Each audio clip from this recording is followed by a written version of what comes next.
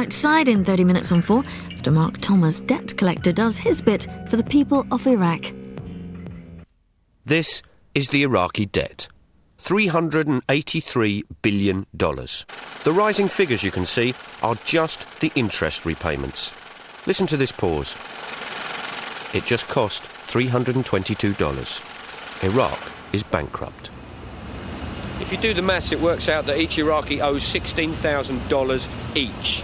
Given that they earn $150 a year, if they spend no money on food, water, electricity or the fripperies such as medicine or housing, it will take them 112 years to pay off the debt, and that's not including the interest. I've decided to collect as much money as I can to help pay off that debt.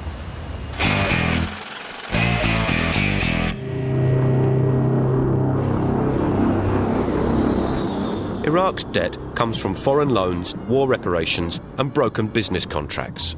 Saddam Hussein's regime borrowed money to build palaces and monuments, but it also got debts of $76 billion buying weapons and defence equipment.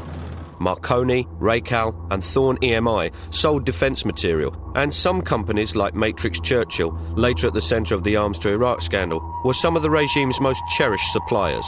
Arms companies amassed this debt selling arms to Iraq, so I decided that to pay it off, I would first rattle my tin at the arms dealers who trousered all the cash. I needed to get to the delegates at the arms fair in London, and there's a slight hitch, what with the 3,000 cops who are drafted in to protect them. Then I thought of a way to get to the delegates. I figured most of them would be blokes, so I got two women friends to dress in very nice corporate attire. Hired a minibus, got through the security line to the delegates' hotels, and before you could say, "Oh, you must get lonely coming here by yourself," the bus was full, the kidnap was on, for charity.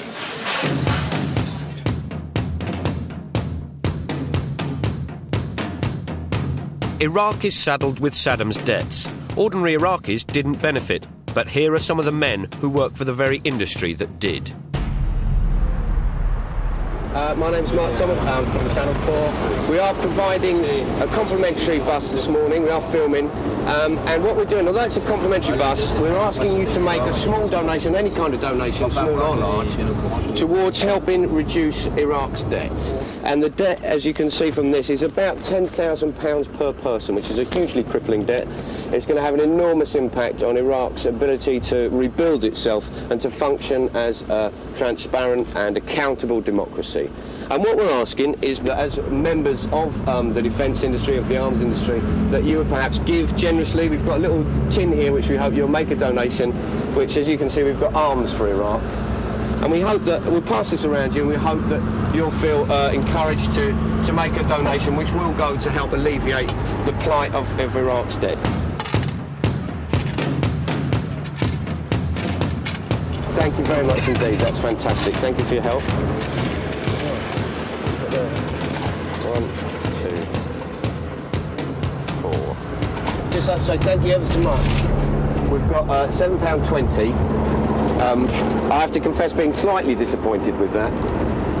As obviously, you know, working in the defence industry, you know, I thought you might have had just a bit more cash to put in, but we do appreciate every penny, and as I'd said, we will assure you that it will absolutely go to help alleviate and the problems with Iraq's debt. Thank you.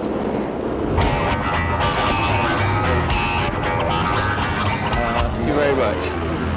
Thank you for your contributions. Thank you very much. And have a good fair. Thank you. Because the arms industry is so much to blame for the size of Iraq's debt, I still wanted to squeeze more cash from the delegates. Trouble was that the only other way to the arms fair, the Docklands Light Railway, was crawling with security. All I had to do, though, was smile, be polite, and bingo. So we're going to have people going around now with the cards. It's 50p and eyes down on arms dealer Iraqi bingo. And the first number out is all the legs 60. Then we've got 46. All your cluster bombs 46. Number 7, AK-47. We were not the only ones to sell weapons to Iraq.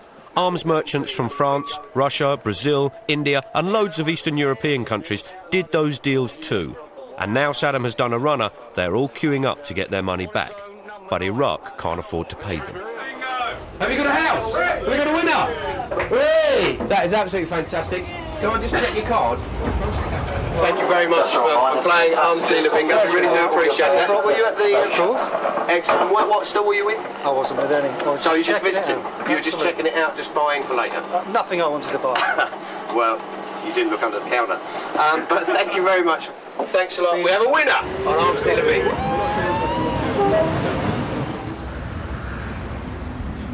$12.60 for bingo, not very good. So I've decided on a very British response to the situation. Faced with death, starvation and destruction, it's time to organise a jumble.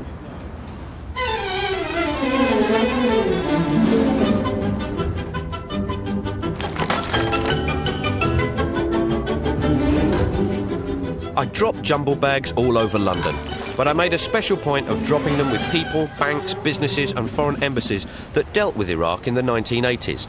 Morgan Grenfell and Midland Bank, later bought by HSBC, were just two of the banks that lent money to the regime.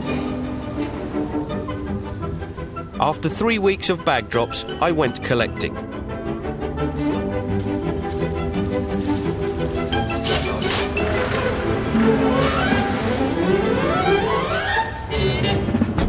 Saudi Arabia is Iraq's biggest claimant, demanding $25 billion. It's one of the richest countries on the planet, but it's also one of the tightest. We tried for ages to get jumble from them, but 3 weeks on, and not so much as a pair of pants. Now! What do we want? Jumble! When do we want it? Now! I know it's that you don't obviously get very many demonstrations about jumble. Bear with me. Just down the road in their sumptuous Knightsbridge embassy, the Kuwaitis are seeking billions in repayment of money they lent Iraq during the 80s. The question is, are they entitled to ask for it back when maybe they shouldn't have lent it in the first place? It's a concept called odious debt. And Joseph Stiglitz has seen this happen before. He's a Nobel Prize winner and used to be senior vice president at the World Bank. In Ethiopia, lenders lent money to this absolutely terrible regime called the Mengistu regime, called the Red Terror.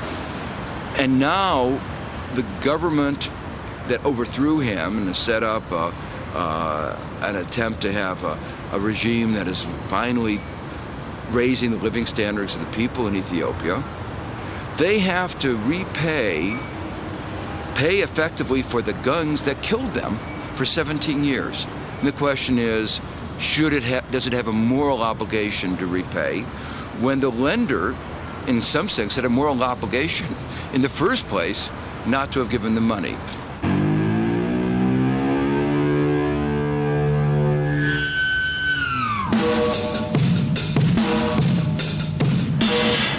The city doesn't want to cancel the debt. In fact, quite the opposite. You can buy and sell Iraqi debt on the market like stocks and shares. The price of the debt will go up, the price of the debt will go down. And after